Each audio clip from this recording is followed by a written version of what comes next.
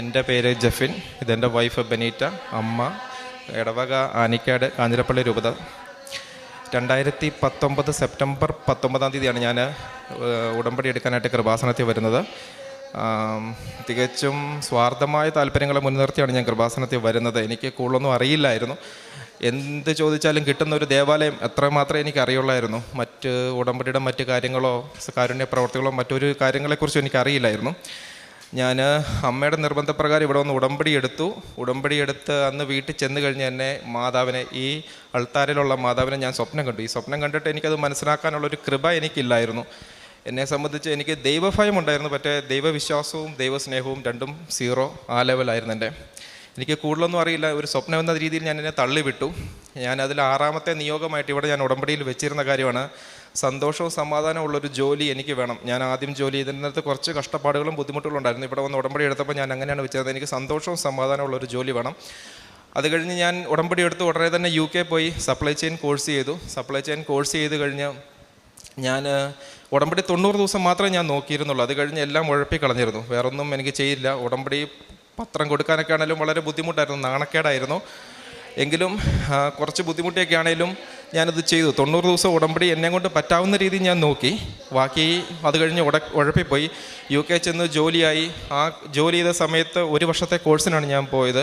അന്നേരം പള്ളി പോക്കില്ല, കുമ്പസാരമില്ല, ഒരു കാര്യമില്ല. ഒരു 1.5 വർഷക്കാലം ദേവാലയമായിട്ടോ ദൈവമായിട്ടോ യാതൊരു ബന്ധവുമില്ലാതെ ഞാൻ ജീവിച്ചു. ഈ 1.5 വർഷം കഴിഞ്ഞ് എൻ്റെ കോഴ്സ് കഴിഞ്ഞ് ഞാൻ പല ജോലിക്കും അപ്ലൈ ചെയ്തിരുന്നു. പല ജോലിക്കും അപ്ലൈ ചെയ്യുമ്പോൾ എൻ്റെ ഒരു ഡ്രീം ജോബ് എന്ന് പറഞ്ഞാൽ സപ്ലൈ ചെയിൻ അനലിസ്റ്റായിട്ട് വർക്ക് ചെയ്യുക, ഒരു നല്ല കമ്പനിയിൽ വർക്ക് ചെയ്യുക എന്നുള്ളതായിരുന്നു എൻ്റെ ആഗ്രഹം. ഞാൻ പല ഇൻ്റർവ്യൂസിനും അപ്ലൈ ചെയ്തു. എല്ലായിടത്തും റിജക്ഷനാണ്, എക്സ്പീരിയൻസ് ഒന്നുമില്ല. ഒരുപാട് സങ്കടമായി. എങ്കിലും ഞാൻ ഉടമ്പടിയിൽ വെച്ചിരുന്നത് ദൈവം ഓർത്തു. അതുകൊണ്ട് തന്നെ ഒരു ഇൻ്റർവ്യൂ കോൾ വരികയും ഇൻ്റർവ്യൂ പാസ്സാവുകയും ടെമ്പററി ആയിട്ട് ഒരു ജോലി എനിക്ക് കിട്ടുകയും ചെയ്തു. ടെമ്പററി ജോബായിരുന്നു, പെർമനൻ്റ് അല്ലായിരുന്നു. താൽക്കാലികമായിട്ടുള്ളൊരു ജോലിയാണ് എനിക്ക് ലഭിച്ചത്. ആ ജോലി എന്നെ വിളിച്ചത് ഡേറ്റ എൻട്രിക്ക് വേണ്ടിയാണ് വിളിച്ചത്. ഞാൻ പിന്നെ ഉള്ള ജോബാകട്ടെ എന്ന് പറഞ്ഞാൽ ഡേറ്റ എൻട്രിക്ക് ഞാൻ പോയി. ഞാൻ ആ അപ്പോയിൻമെൻറ്റ് കിട്ടിയ ദിവസം തന്നെ അവിടെ ചെന്നു. എൻ്റെ കൂടെ തന്നെ ഒരു ഇംഗ്ലീഷുകാരനും ഉണ്ടായിരുന്നു. അദ്ദേഹത്തിനെയും എന്നെയും കൂടെ വന്ന് ഒരു മാനേജർ വിളിച്ചുകൊണ്ട് പോയി. അവിടെ ചെന്ന് കഴിഞ്ഞ് ഞങ്ങളെ 2 പേരെയും പൊസിഷൻ സ്വിച്ച് ചെയ്തു. ഡേറ്റ എൻട്രിക്ക് ആ ഇംഗ്ലീഷുകാരനെയും എന്നെ വേറെ ജോബിലേക്ക് മാറ്റി. ഞാൻ എൻ്റെ ട്രെയിനിങ് ടൈമിൽ എന്നെ ട്രെയിൻ ചെയ്യുന്ന ആളോട് ചോദിച്ചു എൻ്റെ ഡെസിഗ്നേഷൻ എന്താണെന്ന് ചോദിച്ചു കഴിഞ്ഞപ്പോഴത്തേക്കും അദ്ദേഹം എന്നോട് പറഞ്ഞു, നിൻ്റെ ജോബ് എന്ന് പറഞ്ഞത്, നിൻ്റെ ഡെസിഗ്നേഷൻ എന്ന് പറഞ്ഞത് സപ്ലൈ ചെയിൻ അനലിസ്റ്റാണ്. ഒത്തിരി സന്തോഷം തോന്നി. ഞാൻ പല തവണ അപ്ലൈ ചെയ്തിട്ടും റിജക്റ്റ് ചെയ്തൊരു കാര്യമായിരുന്നു എൻ്റെ ജോബ് എന്ന് പറഞ്ഞ കാര്യം. അപ്പം തന്നെ എനിക്ക് ഒരുപാട് സന്തോഷമായി. ആ സമയത്ത് തന്നെ എൻ്റെ മനസ്സിൽ ഉടമ്പടിയായിട്ടോ ദൈവമായിട്ടോ യാതൊരു ബന്ധമില്ലാതെ നിൽക്കുന്ന സമയത്ത് ആ ജോബ് കിട്ടിയപ്പോൾ എനിക്ക് ഒത്തിരി സന്തോഷമായി. ആ സമയത്ത് തന്നെ എൻ്റെ മനസ്സിൽ ആരോ ഉടമ്പടി എന്ന് എൻ്റെ മനസ്സിൽ പറഞ്ഞു. എനിക്ക് ഒരുപാട് സന്തോഷമായി. അത് കഴിഞ്ഞിട്ട് ഞാൻ ജോലി കിട്ടിയില്ല, ദൈവത്തിന് ഒത്തിരി നന്ദി പറഞ്ഞു. ഈ ഉടമ്പടിയൊന്നും തുടർന്നും നോക്കിയില്ല. ഉടമ്പടി വീണ്ടും ഉഴപ്പിപ്പോയിക്കൊണ്ടിരുന്ന സമയത്ത് ടെമ്പററി ജോബായി. എനിക്ക് അത് പെർമനൻ്റ് ആകണമെന്ന് ഒരുപാട് ആഗ്രഹം ഉണ്ടായിരുന്നു. ഞാനത് ഒത്തിരി ട്രൈ ചെയ്തു. എൻ്റെ കയ്യിൽ ഉടമ്പടി ഉപ്പുണ്ടായിരുന്നു. അപ്പോൾ ഞാൻ എന്നും ജോലി ചെയ്യുന്ന സമയത്ത് ഈ ഉടമ്പടി ഉപ്പ് ഞാൻ ഒരു നുള്ളെടുത്തിട്ട് പോകുന്ന സമയത്ത് ഞാൻ വിശ്വാസ പ്രമാണം ചൊല്ലി പ്രാർത്ഥിച്ചു. എന്നിട്ട് എനിക്ക് ഈ ജോലി പെർമനൻ്റ് ആക്കി തരണേ മാതാവേ എന്ന് ഞാൻ പ്രാർത്ഥിച്ചിരുന്നു. എന്നിട്ട് ഉടമ്പടിയും മൊത്തത്തിൽ ഉഴപ്പിയാണ് പോയിക്കൊണ്ടിരുന്നത്. അങ്ങനെ ഇരിക്കുന്ന സമയത്ത് എനിക്ക് ഒരു ഇൻ്റർവ്യൂ കോൾ വരുന്നു പറഞ്ഞാൽ അവിടെ തന്നെ ഞാൻ ജോലി ചെയ്തുകൊണ്ടിരുന്ന സ്ഥാപനത്തിൽ തന്നെ പെർമനൻ്റായി ഈ സെയിം സപ്ലൈ ചെയിൻ പൊസിഷനിലേക്ക് ഒരു ഇൻ്റർവ്യൂ കോൾ വരുന്ന സമയത്ത് ഞാൻ ഈ ഇൻ്റർവ്യൂ കോൾ അറ്റൻഡ് ചെയ്യുകയും ഇൻ്റർവ്യൂ നടക്കുകയും ചെയ്തു. സക്സസ്ഫുൾ ആയിരുന്നു ഇൻ്റർവ്യൂ.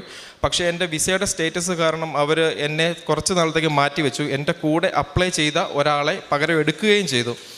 ഞാൻ ഈ സമയത്തിനിടെ ഈ ടൈം ഞാൻ കൂടുതൽ സമയങ്ങൾ സാക്ഷ്യങ്ങളൊക്കെ കേട്ടിരുന്നു. ഞാൻ ആദ്യം ജോലി കിട്ടിയ സമയത്ത് ഒരുപാട് ഞങ്ങൾക്ക് ജോലി സമയത്ത് പാട്ട് കേൾക്കാനൊന്നും കുഴപ്പമില്ല. കൂടുതൽ സമയത്ത് പാട്ട് കേട്ടു. ഒരു 2 മാസത്തോളം കാലം ഞാൻ ഫുള്ള് പാട്ട് കേട്ടു. അത് കഴിഞ്ഞ് പാട്ട് കേട്ടും എടുത്തപ്പം കുറേ കുക്കറി ഷോസ് കണ്ടു.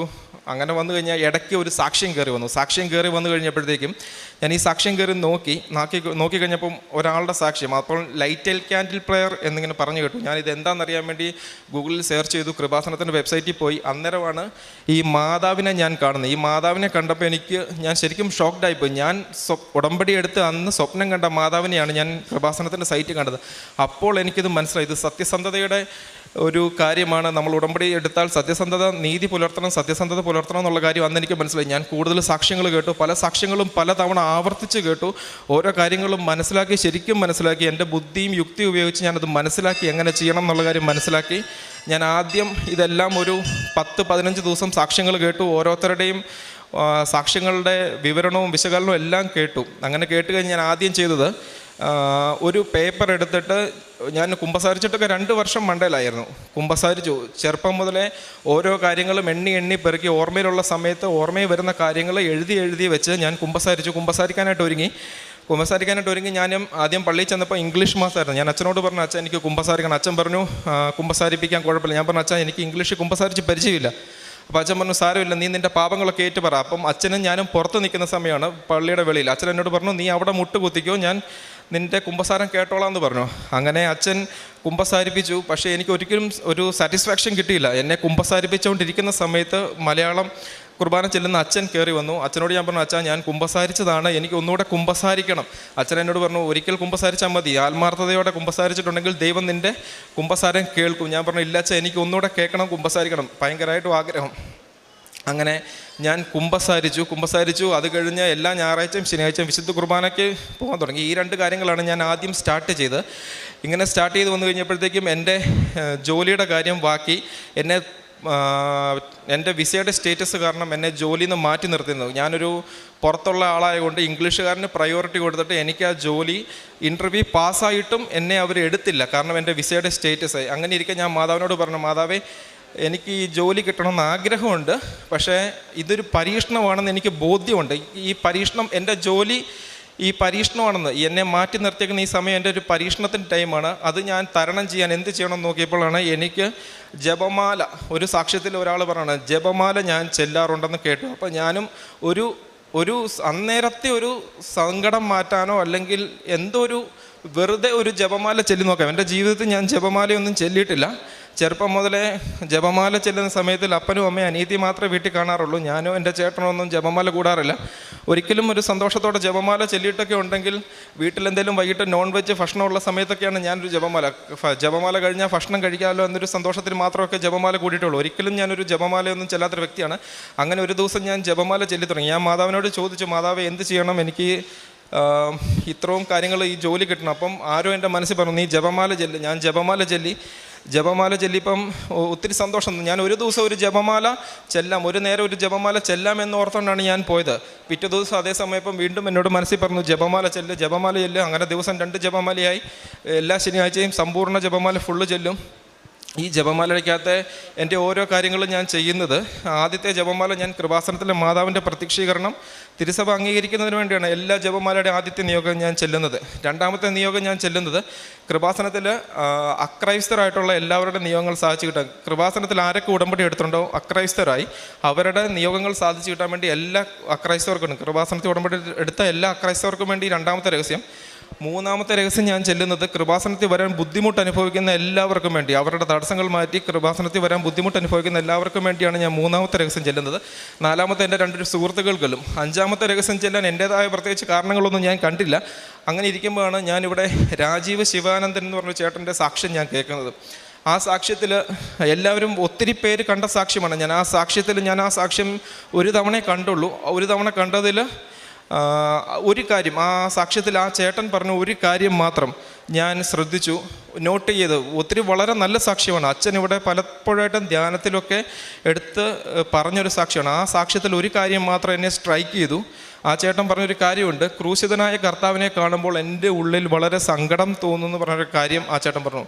അങ്ങനെ ഇരിക്കുമ്പോൾ ഒരു ദിവസം ഞാൻ ഇരിക്കുമ്പം ആ കാര്യം എൻ്റെ മനസ്സിൽ വന്നു. ആരോ എന്നോട് ചോദിച്ചു, ക്രൂശിതനായ കർത്താവിനെ കാണുമ്പോൾ നിൻ്റെ മനസ്സിൽ സങ്കടമുണ്ടോ? ഞാൻ ജനിച്ചപ്പോൾ മുതലൊരു ക്രിസ്ത്യാനിയാണ്.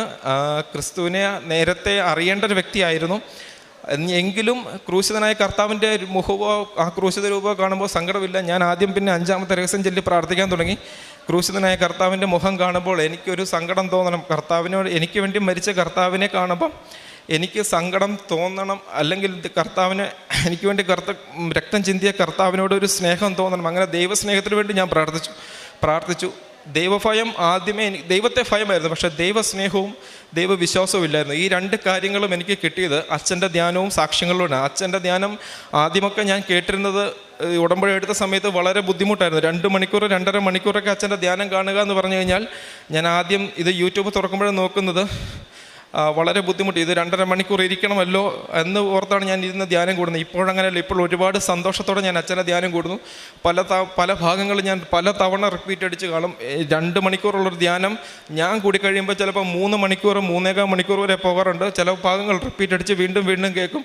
വളരെ സന്തോഷത്തോടെ തന്നെ കേൾക്കും. അങ്ങനെയാണ് അച്ഛൻ ദൈവസ്നേഹത്തിൻ്റെ കാര്യവും ദൈവവിശ്വാസത്തിൻ്റെ കാര്യവും പറയുന്നത്. പിന്നെ പലപ്പോഴായിട്ട് വിശ്വാസ പ്രമാണമെല്ലാം ആവർത്തിച്ച് ചെല്ലാൻ തുടങ്ങി. എന്നെ കൊണ്ട് പറ്റുന്ന രീതിയിൽ. അമ്മ ഉടമ്പടി എടുത്ത വ്യക്തിയാണ്. അമ്മയ്ക്കും എനിക്ക് ഈ സാക്ഷ്യങ്ങൾ കേട്ടൊരു ബോധ്യം വന്നപ്പോൾ അമ്മയും ഉടമ്പടി എടുത്തിരുന്നെങ്കിലും അതിൽ കാരുണ്യ പ്രവർത്തികളൊന്നും ചെയ്യാൻ ആരും തയ്യാറായിരുന്നില്ല. പ്രാർത്ഥന ചെല്ലും, പള്ളിയിൽ പോകും, കുമ്പസാരിക്കും. കാരുണ്യ പ്രവർത്തികളൊന്നും ചെയ്യാൻ തയ്യാറായിരുന്നില്ല. പിന്നെ എന്നെ കൊണ്ട് പറ്റുന്ന രീതിയിൽ സാമ്പത്തികമായി സഹായിച്ച അമ്മയും അമ്മയുടെ ഒരു ഫ്രണ്ടുണ്ട്. അവരൊക്കെ രോഗികളെ പോയി കാണുകയും അങ്ങനെ അമ്മയുടെ ഉടമ്പടിയും ഒന്നുകൂടെ പ്രോഗ്രസ് ആക്കി എടുക്കുകയും ചെയ്തു. അങ്ങനെ എനിക്ക് ഈ ജോലി മാതാവ് തന്ന് അനുഗ്രഹിച്ചു. ഒരു പൊസിഷനാണ്, ഒരു വേക്കൻസിയാണ് ഉണ്ടായിരുന്നത്. ഈ ഒരു വേക്കൻസി എനിക്ക് വേണ്ടി മാതാവ് 2 വേക്കൻസി ആക്കി തന്നു. ഈ 2 വേക്കൻസി ഇപ്പോൾ ഞാൻ സന്തോഷമായിട്ട് ജോലി ചെയ്യുന്നു. ഒത്തിരി സന്തോഷം. ഉടമ്പടി വെച്ച പോലെ ഒത്തിരി സന്തോഷത്തിനും സമാധാനത്തിനും ജോലി ചെയ്യുന്നു. രണ്ടാമത്തെ കാര്യമായിട്ട് എനിക്ക് പറയാനുള്ളത് എൻ്റെ UK ഡ്രൈവിംഗ് ലൈസൻസിൻ്റെ കാര്യമാണ്. വളരെ ബുദ്ധിമുട്ടായിരുന്നു അവിടെ കിട്ടാൻ വേണ്ടി. എക്സാംസ് ഒന്നും കുഴപ്പമില്ലായിരുന്നു. പ്രാക്ടിക്കൽ ടെസ്റ്റ് വളരെ ബുദ്ധിമുട്ടുള്ളൊരു കാര്യമായിരുന്നു. ഒന്നാമത്തെ തവണയും 2ാമത്തെ തവണയും ചെറിയ മൈനർ ഫോൾട്ട് കൊണ്ട് ഇവരെന്നെ തോൽപ്പിച്ചു. ഒന്നാമത്തെ ഡ്രൈവിംഗ് ടെസ്റ്റിന് പോകുമ്പോൾ ഞാൻ ഉടമ്പടി ധ്യാനം കൂടിയിട്ടാണ് പോകുന്നത്. 2ാമത്തെ ഡ്രൈവിംഗ് ടെസ്റ്റിന് പോകുമ്പോഴും കൊന്തിയൊക്കെ ചെല്ലി. പക്ഷേ 2ഉം തോറ്റുപോയി. പക്ഷേ എനിക്കൊരു വിഷമവും സങ്കടവും ഒന്നും ഉണ്ടായിരുന്നില്ല. ഞാനൊരു പരാതിയും പറഞ്ഞില്ല. ഞാനെടുത്ത ഉടമ്പടിയിലും ഞാൻ കണ്ട മാതാവിലും എനിക്ക് പരിപൂർണ്ണ വിശ്വാസമായിരുന്നു. ഞാൻ ഒരു കാര്യത്തിൽ പോലും, ഒരു ചെറിയ കാര്യത്തിന് പോലും, എനിക്ക് കിട്ടാത്തതായിട്ട് ഒരു കാര്യത്തിൽ പോലും ഒരു പരാതി പോലും ഞാൻ മാതാവിനോടോ ഈശോയോടോ പറഞ്ഞില്ല. 3ാമത്തെ ആയപ്പോഴത്തേക്കും മാതാവിനോട് ചോദിച്ചു, മാതാവേ ഇത്തവണ കിട്ടാനുള്ള ചാൻസ് ഉണ്ടോ? ഞാൻ പോകാൻ നേരത്ത് ഡ്രൈവിംഗ് ടെസ്റ്റിന് പോകുന്നതിന് 2 ദിവസം മുമ്പായിട്ട് ഞാൻ ഇവിടുന്ന് ജോസഫ് അച്ഛനെ ഈ അൾത്താരെ നിൽക്കുന്നതായിട്ട് സ്വപ്നം കണ്ടു കഴിഞ്ഞപ്പോഴത്തേക്ക് എനിക്ക് മനസ്സിലായി മാതാവ് എനിക്ക് ഇത്തവണ ഡ്രൈവിംഗ് ടെസ്റ്റ് പാസ്സാക്കി തരും. ഡ്രൈവിംഗ് ടെസ്റ്റ് അന്ന് പോയി. അന്ന് സ്വാഭാവികമായിട്ടും മഴയുള്ളൊരു ദിവസമായിരുന്നു. അവിടെ മഴയുണ്ടായിരുന്നു. ഞാൻ ടെസ്റ്റിന് കയറിയപ്പോൾ തന്നെ 2 തവണ അടുപ്പിച്ച് വണ്ടി നിന്ന് പോയി. ഒരിക്കലും സംഭവിക്കാത്ത കാര്യം. ലാസ്റ്റ് മൊമെൻറ്റിലാണ് ഞാൻ പരീക്ഷയ്ക്ക് ഡ്രൈവിംഗ് ടെസ്റ്റ് തോറ്റു പോകുന്നത്. അന്ന് ഞാൻ ജോസഫ് അച്ഛനെ സ്വപ്നം കണ്ടിട്ട് പോയി. ഞാൻ വളരെ വിശ്വാസമായിരുന്നു. പക്ഷേ വണ്ടി എടുത്തപ്പോഴേ 2 തവണ നിന്ന് പോയി. ഞാൻ മനസ്സിൽ തീർപ്പ് കൽപ്പിച്ചു, ഞാൻ പരീക്ഷ തോറ്റു, ഈ ഡ്രൈവിംഗ് ടെസ്റ്റ് തോറ്റു. പക്ഷേ അങ്ങനെ നിൽക്കുമ്പോൾ പെട്ടെന്നൊരു സ്വരം ഞാൻ കേട്ടു, നിനക്ക് തരാമെന്ന് പറഞ്ഞത് ഞാനല്ലേ, പിന്നെ നീ എന്തിനു ഭയപ്പെടണം. എനിക്ക് ഒരുപാട് എന്താണെന്നറിയില്ല, ഭയങ്കര സന്തോഷം തോന്നി. പക്ഷേ അത് കഴിഞ്ഞ ഉടനെ ഈ കൃപാസനത്തിൻ്റെ അൾത്താരയിൽ ഒരാൾ നിന്ന് OETയുടെ സാക്ഷ്യം പറയുന്നതാണ് കേട്ടത്. എനിക്കറിയില്ല OETയുടെ സാക്ഷ്യം. ഒരാൾ നിന്ന് ഈ അൾത്താരയിൽ നിന്ന് OETയുടെ സാക്ഷ്യം. ഞാൻ ഡ്രൈവിംഗ് ടെസ്റ്റിനാണ് പോകുന്നത്, പക്ഷേ ഒരാൾ OETയുടെ സാക്ഷ്യം പറയുന്നതാണ് കേട്ടത്. എനിക്കെങ്കിലും പ്രതീക്ഷ കുറവായിരുന്നു. 2 തവണ വണ്ടി നിന്ന് പോയാൽ സ്വാഭാവികമായിട്ടും തോൽപ്പിക്കേണ്ടതാണ്. എല്ലാം കഴിഞ്ഞ് അരമണിക്കൂർ വണ്ടി ഓടിച്ചു. അവരെന്നോട് പറഞ്ഞു, നീ പാസ്സായി, അത് കിട്ടി എന്നോട് പറഞ്ഞു. ഒരുപാട് ഞാൻ മാതാവിന് നന്ദി പറഞ്ഞു. അത് കഴിഞ്ഞപ്പോഴത്തേക്കും ഞാൻ എൻ്റെ ഉടമ്പടി കുറച്ചുകൂടി ഊർജിതമാക്കി.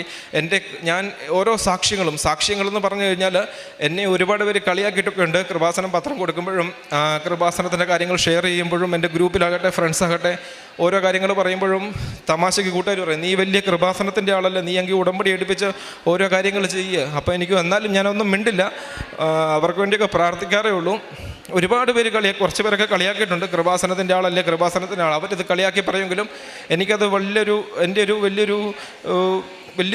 എനിക്കതൊരു ഞാൻ കൃപാസനത്തിൻ്റെ ആളാന്ന് പറയാൻ എനിക്കൊരു മടിയില്ല. അതിൽ സന്തോഷമേ ഉള്ളൂ. ഒരുപാട് കാര്യങ്ങൾ ജോസഫ് അച്ഛൻ ധ്യാനത്തിൽ കൂടെ പഠിപ്പിച്ചു തന്നിട്ടുണ്ട്. അതിനെല്ലാം അച്ഛനും നന്ദി പറയുന്നു. പിന്നെ ഒരു കാര്യം, എൻ്റെ അനിയത്തി UK-ലാണുള്ളത്. അവൾക്ക് വിസയ്ക്ക് വെക്കേണ്ട ഒരു സമയമായിരുന്നു. വിസയ്ക്ക് മെയ് 11 എന്നുള്ളത് വിസ വെക്കുന്ന സ്കിൽഡ് വർക്കേഴ്സ് കാറ്റഗറിയിൽ മെയ് 11 എന്നുള്ളത് അവരുടെ എല്ലാം ഡിപ്പെൻഡൻറ്റ് സ്റ്റേറ്റസ് എടുത്ത് മാറ്റുന്നൊരു സമയമായിരുന്നു. അങ്ങനെ വന്ന സമയത്ത് ഞങ്ങൾ ഒരുപാട് നോക്കി. അനിയത്തിക്ക് ഒരു കല്യാണവും ഒരു വർക്ക് വിസയും കിട്ടാൻ വേണ്ടി ഒരുപാട് ട്രൈ ചെയ്തു. ഒരു 13 ദിവസം മാത്രമേ മുമ്പിലുണ്ടായിരുന്നുള്ളൂ. അപ്പം ഞാൻ അനിയത്തിയോട് പറഞ്ഞു നമുക്കൊരു കല്യാണം ഒരു വർക്ക് വിസയും കൂടെ നോക്കാം. അപ്പോൾ അനിയത്തി ചോദിച്ചു 13 ദിവസം കൊണ്ട് ഒരു കല്യാണവും വർക്ക് വിസയൊക്കെ നടക്കുമോ? ഞാൻ എന്നോടാണ് ചോദിച്ചത്. അപ്പം ഞാനിവിടെ അച്ഛൻ ധ്യാനത്തിൽ പറയും, ഓരോരുത്തർ വന്ന് ഇങ്ങനെ എന്നോട് ചോദിക്കും, ഞാനൊന്നും ചോദിക്കില്ല. അതുപോലെ തന്നെ മാതാവിനെ ഏൽപ്പിക്കും. ഞാനും അതുപോലെ പറഞ്ഞു, മാതാവേ 13 ദിവസമുണ്ട്, അത് ഞാൻ അങ്ങോട്ട് മാതാവിനെ ഏൽപ്പിക്കുകയാണ്, ഒന്നും അറിയത്തില്ല.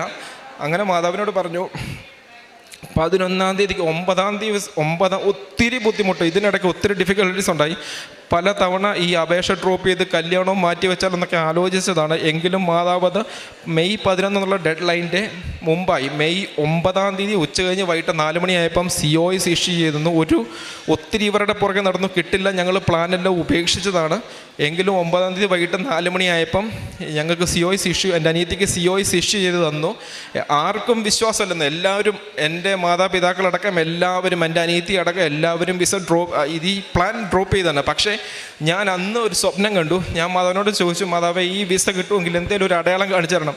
അപ്പം ഞാനൊരു സ്വപ്നം കണ്ടു. ഞാനവിടെ എല്ലാ ശനിയാഴ്ച ഞായറാഴ്ച പള്ളിയിൽ പോകും. ഞാനങ്ങനെ ഒരു ദിവസം ഉറങ്ങിക്കൊണ്ടിരുന്നപ്പം ജോസഫ് അച്ഛനും ഒരു കറുത്ത ഉടുപ്പിട്ട ഒരു വൈദികനൂടെ ഞങ്ങളുടെ ഇടവക പള്ളിയിൽ നടുക്കായിട്ട് ഷെയ്ക്ക് ഹാൻഡ് കൊടുത്ത് നിൽക്കുന്നൊരു സ്വപ്നം കണ്ടപ്പോൾ എനിക്കിത് മനസ്സിലായില്ല ഇത് എന്താണെന്ന്. ഞാൻ ചോദിച്ചു, ജോസഫ് അച്ഛനെ എനിക്കറിയാം, മറ്റച്ഛൻ ഏതാ, എനിക്കൊരു ഐഡിയ ഇല്ല, എന്താണ് എങ്ങനെയാണെന്നുള്ളൊരു ഐഡിയ ഇല്ല. എങ്കിലും ഞാൻ ഈ മാതാവ് കാണിച്ച സ്വപ്നമല്ലേ എന്ന് ഓർത്തുകൊണ്ട് ഞാൻ പിറ്റേ ദിവസം പള്ളിയിൽ പോയപ്പോഴത്തേക്കും ഇടവക ധ്യാനമാണ് ഞങ്ങളുടെ പള്ളിയിൽ അവിടെ നടന്നുകൊണ്ടിരുന്നത്. ഈ കറുത്ത ഉടുപ്പിട്ട അച്ഛൻ പിറ്റേ ദിവസം പള്ളിയിൽ അവിടെ ധ്യാനിപ്പിക്കാൻ വന്നു. ഒത്തിരി സന്തോഷത്തോടെ ഞാൻ ആ ധ്യാനമൊക്കെ കൂടി. എങ്കിലും എനിക്കൊരു ജോസഫ് അച്ഛനെയും വേറൊരു അച്ഛനെയും കൂടിയല്ല ഞാൻ സ്വപ്നം കണ്ടു. മാതാവിനോട് ചോദിച്ചു, മാതാവി ഒരു കാര്യം കൂടി എനിക്ക് തരണം, ഇത് ഈ വിസ കിട്ടുമെന്നുണ്ടെങ്കിൽ ഒന്നുകൂടെ എനിക്ക് എന്തെങ്കിലും ഒന്ന് കാണിച്ചു തരണം, ഒരു അടയാളോടെ കാണിച്ചു തരണം. അങ്ങനെ ഇരിക്കെ ഞാൻ അതൊരു കടന്നുറങ്ങിയപ്പോൾ എൻ്റെ അനിയത്തിയുടെ മുമ്പിലോ എൻ്റെ അനിയത്തി ഒരു ഡെസ്കിൻ്റെ മുമ്പിൽ ഇരിക്കുന്നു, ഇപ്പറേ ഒരാളിരിക്കുന്നു. പെട്ടെന്ന് ഫയലെല്ലാം ഒപ്പിട്ട് ഒരാൾ എടുത്തെറിയുവാണ്, അത്രയും സ്പീഡിലാണ് ചെയ്യുന്നത്. അപ്പോഴും ഞാൻ പറഞ്ഞു, വീട്ടിലെല്ലാവരോടും പറഞ്ഞു, പേടിക്കേണ്ട, വിസ കിട്ടും. ആർക്കും വിശ്വാസമൊന്നും ഇല്ലായിരുന്നു. 9-ാം തീയതി വൈകിട്ട് 4 മണിയായപ്പം COS ഇഷ്യൂ ചെയ്തു. 10-ാം തീയതിയും 11-ാം തീയതിയും സൈറ്റ് ബ്ലോക്കായി. ഞങ്ങൾ വിസയ്ക്ക് വെച്ചു. വിസ സാങ്ഷനായി, അപ്രൂവലായി, വിവാഹം ഉറപ്പിച്ചു. എല്ലാം ഭംഗിയായിട്ട് മാതാവ് നടത്തി തന്നു. ഇത്രയും അനുഗ്രഹങ്ങൾ തന്ന പരിശുദ്ധ കൃപാസന മാതാവിനും ഈശോയ്ക്ക് നന്ദി പറയുന്നു. അതുപോലെ തന്നെ പരിശുദ്ധ കൃപാസന മാതാവിൻ്റെ മാധ്യസ്ഥം വഴി നാമത്തിൽ, ഈശോമിശിഹായുടെ നാമത്തിൽ ഞങ്ങൾക്ക് ഈ അനുഗ്രഹങ്ങളെല്ലാം തന്ന സ്വർഗസ്ഥനായ പിതാവിനും നന്ദി പറയുന്നു. സെഫാനിയ പ്രവാചകൻ്റെ പുസ്തകം 3:12 തിരുവചനം മുതൽ ഇപ്രകാരം അരുളി ചെയ്യുന്നു: ഞാൻ നിൻ്റെ മധ്യത്തിൽ വിനയവും എളിമയുമുള്ള ഒരു ജനത്തെ അവശേഷിപ്പിക്കും. അവർ കർത്താവിൻ്റെ നാമത്തിൽ അഭയം പ്രാപിക്കും. ഇസ്രായേലിൽ അവശേഷിക്കുന്നവർ തിന്മ ചെയ്യുകയില്ല, വ്യാജം പറയുകയില്ല. അവരുടെ വായിൽ വഞ്ചന നിറഞ്ഞ നാവ് ഉണ്ടായിരിക്കുകയില്ല. അവർ സുഖമായി മേയുകയും വിശ്രമിക്കുകയും ചെയ്യും. ആരും അവരെ ഭയപ്പെടുത്തുകയില്ല. തിരുവചനങ്ങൾ അന്വർത്ഥമാകുന്ന രീതിയിൽ ഓരോ അനുഭവ സാക്ഷ്യങ്ങളും എങ്ങനെയാണ് ഇവിടെ ആ മക്കൾ അത് വന്ന് പറയുന്നത്. അതായത് ജെഫിൻ്റെ ജീവിതത്തിൽ ജെഫിൻ ഉടമ്പടി എടുത്തതിന് ശേഷം 90 ദിവസം ജെഫിൻ ഉടമ്പടി എടുത്തത് കൊണ്ട് ഉടമ്പടിയിൽ ജീവിച്ചു. അതാണ് ജെഫിൻ ഇവിടെ വ്യക്തമാക്കിയത്.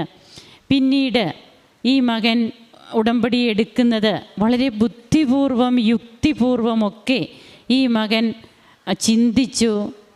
ബഹുമാനപ്പെട്ട VP ജോസഫ് അച്ഛൻ്റെ ഉടമ്പടി ധ്യാനങ്ങൾ, അതായത് സാക്ഷ്യം ഒരെണ്ണം കേട്ടു എന്നാണ് പറയുക. കുറേ നാളുകൾക്ക് ശേഷം പിന്നീട് ഉടമ്പടി എടുത്തത് കൊണ്ട് ജീവിച്ചു. പിന്നീട് അതെല്ലാം മറന്നു, ഉടമ്പടി ഉഴപ്പി. പിന്നീട് യാതൊരു ബന്ധവുമില്ല. പിന്നീട് നാം കേട്ട കാര്യങ്ങളൊക്കെ വ്യക്തമാണ്, തൻ്റെ കൂദാശ ജീവിതമൊക്കെ എങ്ങനെയായിരുന്നു എന്ന്. എന്നാൽ സാക്ഷ്യങ്ങൾ നാം ഷെയർ ചെയ്യണമെന്നൊക്കെ പറയുന്നത് അതുകൊണ്ടാണ്. ഈ മകനൊരു സാക്ഷ്യം കേൾക്കുന്നു.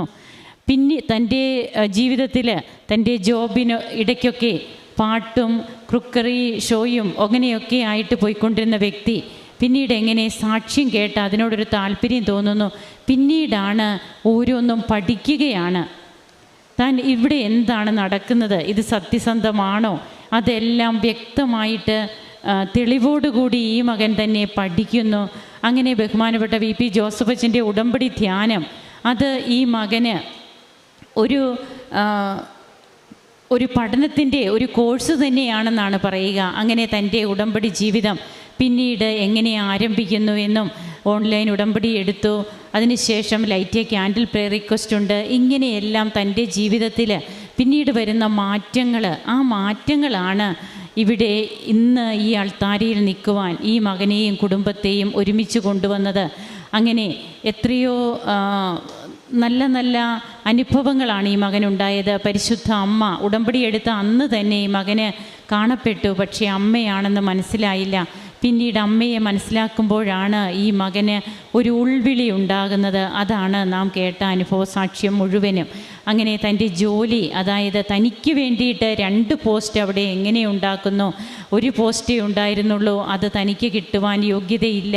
ആ ഒരു അവസരത്തിൽ 2 പോസ്റ്റ് ആക്കുന്നതും പിന്നീട് തനിക്ക് കിട്ടിയ ജോലി, ഏറ്റവും ആഗ്രഹിച്ച ആ പോസ്റ്റ് തന്നെ ഈ മകന് ലഭിക്കുന്നു. അതുപോലെ തൻ്റെ അനുജത്തിയുടെ കാര്യം 11 ദിവസം എന്നൊക്കെ പറയുന്ന ആ ഒരു അത്രയേ സമയമുള്ളൂ. എന്നാൽ അത് 9 ദിവസത്തിനുള്ളിൽ തന്നെ അനുജത്തിയുടെ കാര്യങ്ങളൊക്കെ ക്ലിയർ ആകുന്നു. തൻ്റെ വിവാഹം, തനിക്ക് ഒത്തിരിയേറെ നീ കൃപാസനത്തിൻ്റെ ആളാണ് എന്ന് പറഞ്ഞ് മറ്റുള്ളവർ തന്നെ കളിയാക്കുമ്പോൾ ഇന്നത് ഈ മകന് ഒത്തിരിയേറെ സന്തോഷമാണെന്നാണ് പറയുക. അതായത് തൻ്റെ ജീവിതത്തിൽ സമാധാനവും സന്തോഷവും അനുഭവിക്കുവാൻ, അങ്ങനെയുള്ളൊരു ജോലി, സമാധാനപൂർണമായൊരു ജീവിതം, അങ്ങനെ ഒരു ലൈറ്റ് വെയിറ്റ് അനുഭവപ്പെടുകയാണ്. ഭാരലഘുത്വം അത് ഉടമ്പടിയുടെ പ്രധാനപ്പെട്ട ഘടകങ്ങളിൽ ഒന്ന് തന്നെയാണ്. അതുപോലെ തന്നെ ഇന്ന് രാവിലെ ഞങ്ങൾ എൻ്റെ ബ്രദറിൻ്റെ 2nd ബേബിയുടെ ബാപ്റ്റിസമായിരുന്നു. ഇന്ന് രാവിലെ ഞങ്ങൾ വണ്ടിയെടുത്ത് ബാപ്റ്റിസിന് പോകുന്ന സമയത്ത് ഒരു ആക്സിഡൻ്റ് ഉണ്ടായി. ആ ആക്സിഡൻറ്റ് ഒരു ബൈക്ക്, ഒരു സ്കൂട്ടറിൽ നിന്ന് 2 ലേഡീസ് വന്ന് കാറിനിട്ട് വന്ന് ഇടിക്കുകയായിരുന്നു. അത്യാവശ്യം നല്ല രീതിയിൽ ബൈക്കൊക്കെ തെറിച്ച് മാറി വീണു. 2 പേരും നല്ലപോലെ റൂട്ടിലോട്ടൊക്കെ വീണു. ആ അപകടത്തിൽ നിന്ന് മാതാവ് രക്ഷിച്ചു. അത് മാതാവ് നല്ലൊരു അപകടം നടക്കേണ്ടതായിരുന്നു, എങ്കിലും മാതാവ് അവരെ കാത്തു. ഒരു കുഴപ്പങ്ങളുമില്ല. എല്ലാം അവരെ ഞാൻ അന്നേരം ബാപ്റ്റിസത്തിന് പോകാതെ തന്നെ അവരെ അന്നേരെ ആശുപത്രിയിൽ കൊണ്ടുപോയി അവരെ സ്കാനിങ്ങിന് കയറ്റി.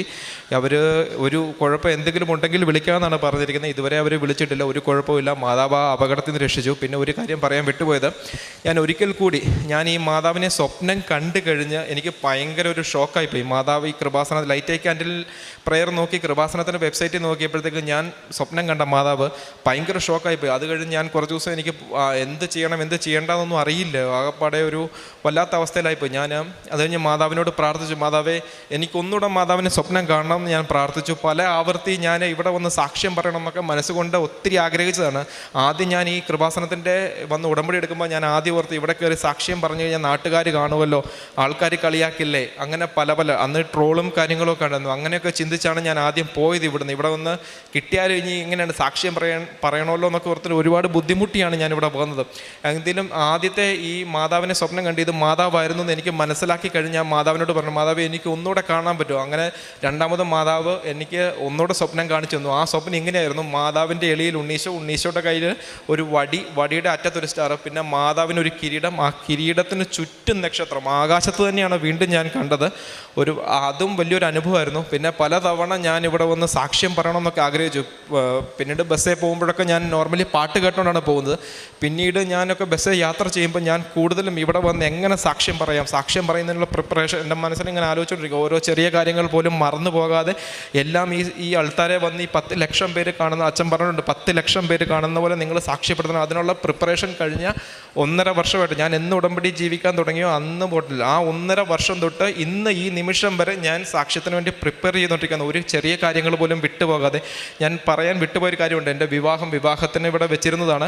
അതുപോലെ തന്നെ എൻ്റെ സഹോദരൻ ജസ്റ്റിൻ ചേട്ടൻ്റെയും വിവാഹം കറക്റ്റ് സമയത്ത് ഡേറ്റ് ഇട്ട് പ്രാർത്ഥിച്ച് അതേ സമയത്ത് തന്നെ ഞങ്ങൾക്ക് നടത്താൻ സാധിച്ചു. അന്ന് ഇവിടെ സാക്ഷി എഴുതി കൊടുത്തു കഴിഞ്ഞപ്പോഴത്തേക്കും അച്ഛൻ പറഞ്ഞു, ഇത് പറയണ്ട, ഇനി കുറച്ചുകൂടെ ആയിട്ട് പറയാം എന്ന് പറഞ്ഞതാണ്. അങ്ങനെ പല കാര്യങ്ങളും. പിന്നീട് ഞാൻ ചെയ്യുന്ന ജോലി മാതാവ് തന്നതാണെന്ന് എനിക്ക് വ്യക്തമായി ബോധ്യമുണ്ട്. ഈ ബോധ്യം എനിക്ക് മനസ്സിലുള്ളിടത്തോളം കാലം ഞാൻ എൻ്റെ ഓഫീസിൻ്റെ ആദ്യത്തെ സ്റ്റെപ്പ് ഒരു ദിവസം രാവിലെ ഞാൻ എടുത്ത് വെക്കുമ്പോഴത്തേക്കും ഞാൻ പറയും, കർത്താവ് ഈശോമിശിഹായെ അങ്ങയുടെ പീഡാനുഭവവും കുരിശുമരണവും ഉദ്ധാനവും ഞാൻ ഏറ്റു പ്രഖ്യാപിക്കുന്നു. പിന്നെ അങ്ങോട്ട് പോകുന്ന വഴിക്ക് ഒരു വിശ്വാസ പ്രമാണം ചെല്ലും. അത് കഴിഞ്ഞ് ജോലി തുടങ്ങുന്നതിന് മുമ്പും ഞാൻ എന്നും പ്രത്യക്ഷീകരണ പ്രാർത്ഥന ചെല്ലും. ഉച്ചയ്ക്ക് 2:30 മണി എന്ന് പറഞ്ഞ സമയമുണ്ടെങ്കിൽ ആ സമയത്ത് എന്നും ജോലിയുടെ ഇടയ്ക്ക് ഞാൻ പ്രത്യക്ഷീകരണ പ്രാർത്ഥന ചെല്ലും. ഇറങ്ങുമ്പോഴും ഞാൻ വിശ്വാസ പ്രമാണം ചെല്ലും. എനിക്ക് ഓഫീസിൽ സാധാരണ ഒരു മണിക്കൂറാണ് ലഞ്ച് ബ്രേക്ക്. എനിക്ക് 20 മിനിറ്റോളം മതി ലഞ്ച് കഴിക്കാൻ. ബാക്കി പിന്നെയും 35 മിനിറ്റ് ഉണ്ട്. ആ 35 മിനിറ്റിൽ ഞാനൊരു ജപമാല ചെല്ലും. ജപമാലയുടെ രഹസ്യങ്ങളിലെ ഓരോരുത്തർക്കും ഉള്ള നിയോഗങ്ങൾ ഇതുപോലെ തന്നെ ഞാൻ വെക്കും. ആദ്യത്തേത് അമ്മയുടെ പ്രത്യക്ഷീകരണം തിരുസഭ അംഗീകരിക്കുന്നതിന്, രണ്ടാമത് ഇവിടെ ഉടമ്പടി എടുത്തിരിക്കുന്ന എല്ലാ അക്രൈസ്തരായ മക്കളുടെ ഉടമ്പടി ഞങ്ങൾ എനിക്കറിയില്ല, അങ്ങനെ പ്രാർത്ഥിക്കണം എനിക്ക് തോന്നുന്നത്. ഞാൻ അതിപ്പോഴും പ്രാർത്ഥിച്ചു പോന്നു, അക്രൈസ്തരായ മക്കളുടെ ഉടമ്പടി ഞങ്ങൾ സാധിച്ചു കിട്ടുന്നതിന്. മൂന്നാമത്തേത് ഇതുപോലെ തന്നെ കൃപാസനത്തിൽ വരാൻ ആരെങ്കിലും ബുദ്ധിമുട്ടുന്നുണ്ടെങ്കിൽ അവരുടെ തടസ്സങ്ങൾ മാറുന്നതിന് വേണ്ടി. നാലാമത്തെ എൻ്റെ 2 സുഹൃത്തുക്കൾക്ക് വേണ്ടി. അഞ്ചാമത്തെ രഹസ്യം ഞാൻ ചെല്ലും, കർത്താവ് ഈശോമിശിഹായുടെ ക്രൂശിത രൂപം കാണുമ്പോൾ എനിക്കും സങ്കടം തോന്നണം എന്നൊരാഗ്രഹമായിരുന്നു. എനിക്ക് അങ്ങനെ ഒരു സങ്കടം തോന്നാറില്ല. ഇപ്പോഴും ദൈവത്തോടുള്ള ഈശോമിശിഹായോടുള്ള സ്നേഹം എൻ്റെ മനസ്സിലുണ്ട്. അങ്ങനെ ദൈവസ്നേഹവും വിശ്വാസവും ജോസഫ് അച്ഛൻ്റെ ഉടമ്പടി ധ്യാനം വഴി എനിക്ക് ഒരുപാട് കൂട്ടാൻ പറ്റി. പിന്നെ ചെയ്യുന്ന കാരുണ്യ പ്രവർത്തികൾ, അമ്മ ഉടമ്പടി എടുത്ത ആളാണ്. ഞാൻ അമ്മയോട് പറഞ്ഞു, വെറുതെ പ്രാർത്ഥന ചൊല്ലിയും കൊന്ത ചൊല്ലിയും പള്ളിയിൽ പോയി ഇരുന്നിട്ട് കാര്യമില്ല. രോഗികളെ കാണാം, അനാഥാലയത്തിൽ പോകണം, അവർക്ക് ഭക്ഷണം മേടിച്ചു കൊടുക്കണം, ഫുഡ് കൊടുക്കണം, വസ്ത്രം കൊടുക്കണം. അപ്പം അമ്മയ്ക്ക് എന്നെ കൊണ്ട് പറ്റാവുന്ന രീതിയിൽ ഞാനും കല്യാണം ഉറപ്പിച്ചു കഴിഞ്ഞ് ബെനീറ്റയും ഇതുപോലെ പൈസ ഞങ്ങളെ കൊണ്ട് പറ്റുന്ന രീതിയിൽ ഇട്ട് കൊടുത്ത മറ്റുള്ളവർക്ക് ഫുഡും അനാഥാലയത്തിൽ ഡ്രസ്സും ഒക്കെ മേടിച്ച് കൊടുത്തിട്ടുണ്ട്. അതുപോലെ തന്നെ ഞാൻ ജോലിയിലായിരിക്കുന്ന സമയത്ത് എല്ലാ ദിവസവും എല്ലാ ബുധനാഴ്ചയും ഞാൻ ഉപവാസം എടുക്കും. ഞാൻ ഉടമ്പടിയിൽ എൻ്റെ ഉടമ്പടി കറക്റ്റായിട്ട് ഞാൻ ഫോളോ അപ്പ് ചെയ്യാൻ തുടങ്ങിയോ അന്ന് മുതൽ എല്ലാ ബുധനാഴ്ചയും ഞാൻ ഉപവാസം എടുക്കും. ഉപവാസം എടുത്തിട്ട് ഞാൻ ഉപവാസം അവസാനിക്കും, പ്രാർത്ഥിക്കും, കർത്താവ് ഈശോമേ ഈ ചെറിയൊരു ഉപവാസം കൊണ്ട് എനിക്കൊന്നും സംഭവിക്കുന്നില്ല, എങ്കിലും എൻ്റെ ഈ ചെറിയൊരു ഉപവാസം അങ്ങയുടെ പീഡാനുഭവത്തോടും കുരിശുമരണത്തോടും ഉദ്ധാനത്തോടും ഞാൻ ചേർത്ത് വെക്കുന്നു എന്ന് പറഞ്ഞിട്ടാണ് ഞാൻ എൻ്റെ ഉപവാസം അവസാനിപ്പിക്കുന്നത്. ഞാൻ അന്ന് എനിക്ക് എല്ലാ ദിവസവും ഭക്ഷണം കഴിക്കാനുള്ള പൈസയ്ക്ക് ഞങ്ങൾ കുറച്ച് ഞാനൊരു 5 പാസ്ത പാക്കറ്റ് മേടിച്ച് അവിടെ ഫുഡ് റൈസ് ചെയ്യുന്നൊരു പള്ളിയിൽ ഫുഡ് റൈസ് ചെയ്യുന്ന ഒരു ബാസ്ക്കറ്റ് ഉണ്ട്. ആ ബാസ്ക്കറ്റിൽ കൊണ്ടിടാറാണ് പതിവ്. 5 പാസ്ത പാക്കറ്റ് ഞാൻ മേടിച്ചു. അപ്പോഴാണ് ഒരു ദിവസം ജോസഫ് അച്ഛൻ ഉടമ്പടി ധ്യാനത്തിൽ പറഞ്ഞ 6 എന്ന സംഖ്യയ്ക്ക് ബൈബിളിൽ വളരെ പ്രാധാന്യമുള്ളതാണെന്ന് പറഞ്ഞു. അപ്പം ഞാനത് 5 മാറ്റി 6 ആക്കി കഴിഞ്ഞപ്പോഴത്തേക്കും എൻ്റെ വൈഫ് പറഞ്ഞു ഞാനും കുറച്ച് പൈസ തരാം. അനിയത്തി പറഞ്ഞു കുറച്ച് പൈസ, വലിയ എമൗണ്ട് ഒന്നുമില്ല, 1-2 പൗണ്ട് അല്ലെങ്കിൽ 3 പൗണ്ടിനുള്ള കാര്യങ്ങളും 5 പൗണ്ടിനുള്ള കാര്യങ്ങളും. പിന്നെ ഞാൻ അച്ഛൻ 6 എന്ന് പറഞ്ഞുകൊണ്ട് 6 എന്നുള്ള സംഖ്യ മാറ്റിയിട്ട് പിന്നെ 12 പാസ്ത പാക്കറ്റ്. ആ പാസ്ത പാക്കറ്റ് അവിടെ കൊണ്ടിടുമ്പോഴും ഞാൻ പറയും, മാതാവേ ഞാൻ ഉടമ്പടിയുടെ ഭാഗമായിട്ടാണ് ഞാൻ ഈ പൈസ ഇല്ലാത്തവർക്ക് അല്ലെങ്കിൽ ഈ ഫുഡ് ഞാൻ കൊടുക്കുന്നത്. ഇത് കഴിക്കുന്നവരെ അമ്മയുടെ പ്രത്യക്ഷീകരണത്തിന് സാക്ഷികളാക്കണം, ഇത് ദൈവത്തെ അറിയാൻ സാധിക്കണമെന്ന് പറഞ്ഞാണ് കൊടുക്കുന്നത്. അങ്ങനെ കൊടുക്കും. പിന്നെ ഞാൻ ഇവിടെ കഴിഞ്ഞ തവണ ഉടമ്പടി പുതുക്കാൻ വന്നപ്പോൾ ഇംഗ്ലീഷ് പത്രം ഞാൻ മേടിച്ചു കൊണ്ടുപോയിരുന്നു. ഇംഗ്ലീഷ് പത്രം, മലയാളം പത്രം കൊടുക്കാൻ തന്നെ എനിക്ക് വളരെ ബുദ്ധിമുട്ടായിരുന്നു. എങ്കിലും ഇംഗ്ലീഷ് പത്രം ആരോ എന്തോ ഒരു ശക്തി എന്നെ പ്രേരിപ്പിച്ചു. 20 ഇംഗ്ലീഷ് പത്രം മേടിച്ചുകൊണ്ടുപോയി അവിടെ കൊണ്ട് ഞാൻ ഓർത്തു, ഇത് ആർക്ക് കൊടുക്കും, ആര് കൊടുത്താൽ മേടിക്കും. മലയാളത്തിൽ പോലും എന്നെ കൊണ്ടൊരു പത്രം പറഞ്ഞു കൊടുക്കാൻ വളരെ ബുദ്ധിമുട്ടാണ്, പലരും വേണ്ടെന്നൊക്കെ പറയും. അങ്ങനെ ഇംഗ്ലീഷ് പത്രം ഞാൻ മേടിച്ചുകൊണ്ട് പോയി. ഇംഗ്ലീഷ് പത്രം ഞാൻ ഒരു തവണ പള്ളിയിൽ പോകുന്ന നേരത്ത് കൊന്ത ചൊല്ലി പ്രാർത്ഥിച്ചു, മാതാവേ ഇത് എത്തേണ്ടിടത്ത് എത്തിക്കണം, എനിക്കല്ല, ഇത് അമ്മ വഴി ഈശോയെ കൂടുതൽ പേരെ അറിയാൻ വേണ്ടിയാണ്. അങ്ങനെ ഞാൻ ഈ ഇംഗ്ലീഷ് പത്രം കൊണ്ട് പോയി. ഞാൻ ഈ ഇംഗ്ലീഷ് പത്രം എല്ലാവർക്കും കൊടുത്തു തീർത്തു. ഇവിടുന്ന് കൊണ്ടുപോയ കാശ് രൂപം അവിടുത്തെ കുർബാന ചെല്ലുന്ന അച്ഛന് കൊടുത്തു. അവിടുത്തെ അച്ഛനൊക്കെ ഇംഗ്ലീഷ് പത്രം കൊടുത്തു. അവരൊക്കെ വായിച്ചു. എല്ലാവരും ഒത്തിരി സന്തോഷത്തോടെ ഇംഗ്ലീഷ് പത്രം മേടിച്ചു. അതിൽ ഒരാൾ മാത്രമാണ് വേണ്ട അവിടെ വെച്ചേക്കെന്ന് പറഞ്ഞത്. എങ്കിലും അതും ബാക്കി എല്ലാം എന്നെ കൊണ്ട് വിതരണം ചെയ്യാൻ പറ്റി. ഒത്തിരി അനുഗ്രഹങ്ങൾ കൃപാസനം വഴി മാതാവ് ഞങ്ങൾക്ക് തന്നിട്ടുണ്ട്. എല്ലാത്തിനും മാതാവിനും ഈശോയ്ക്കും സ്വർഗസ്ഥനായ പിതാവിനും നന്ദി പറയുന്നു.